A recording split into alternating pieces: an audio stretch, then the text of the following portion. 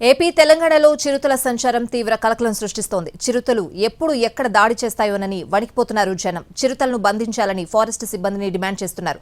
సమీప గ్రామాల ప్రజలు పులుల భయంతో హడలెత్తిపోతున్నారు. తెలుగు రాష్ట్రాల్లో చిరుతల సంచారం కలకలం రేపుతోంది. నిజామాబాద్ జిల్లా మల్కాపూర్ శివారులో చిరుత సంచారం గ్రామస్తులకు కంటి మీద కునుకు లేకుండా చేస్తోంది. నెల రోజులుగా ఇదే ప్రాంతంలో చిరుత సంచరిస్తోంది. దీంతో గ్రామస్తులు భయాందోళన చెందుతున్నారు. ఓ రైతు పొలం పనులకు వెళ్లొస్తుండగా చిరుత కనిపించింది.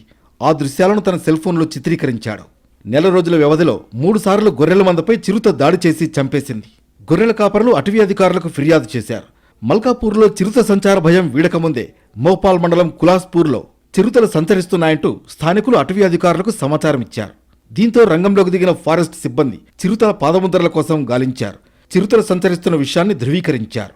నాగారం గుట్టలు, కులాస్పూర్, గుండారం, మల్కాపూర్లో సంచరించిన చిరుతలు ఒక్కటేనా కాదా అన్నది తేలాల్సి ఉంది. ఇక నిజామాబాద్ జిల్లా అడవుల్లో చిరుతల సంఖ్య గణనీయంగా పెరిగింది. గడిచిన 3 ఏళ్లలో చిరుతలు 80కి పైగా పెరిగినట్లు గుర్తించారు అధికారులు.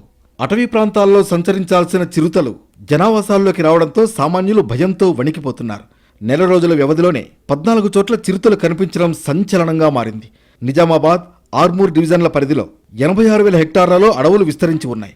నిజామాబాద్ ఉత్తరం, దక్షిణం, ఇందల్వాయ్, వర్ని రేంజ్ పరిధిలో చిరుతల సంఖ్య ఎక్కువగా ఉన్నట్లు చెబుతున్నారు అటవీ అధికారులు. మరోవైపు తూర్పుగోదావరి జిల్లా రాజమండ్రి శివారులో చిరుత సంచారం కలకలం రేపుతోంది.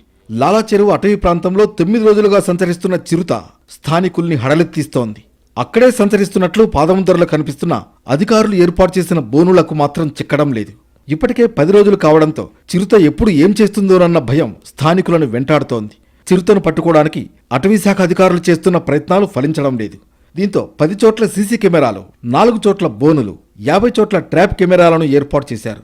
డ్రోన్ కెమెరాలో చిత్రీకరించిన విజువల్స్ ఆధారంగా గాలింపు చర్యలు చేపట్టారు. డ్రోన్ కెమెరా విజువల్స్ లో చిరుత పులి సంచారం గుర్తించారు అటవీశాఖ అధికారులు.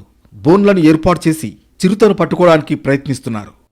మొత్తానికి 2 తెలుగు రాష్ట్రాల్లో చిరుతల సంచారంతో జనం బిక్కుబిక్కుమంటూ కాలం గడుపుతున్నారు.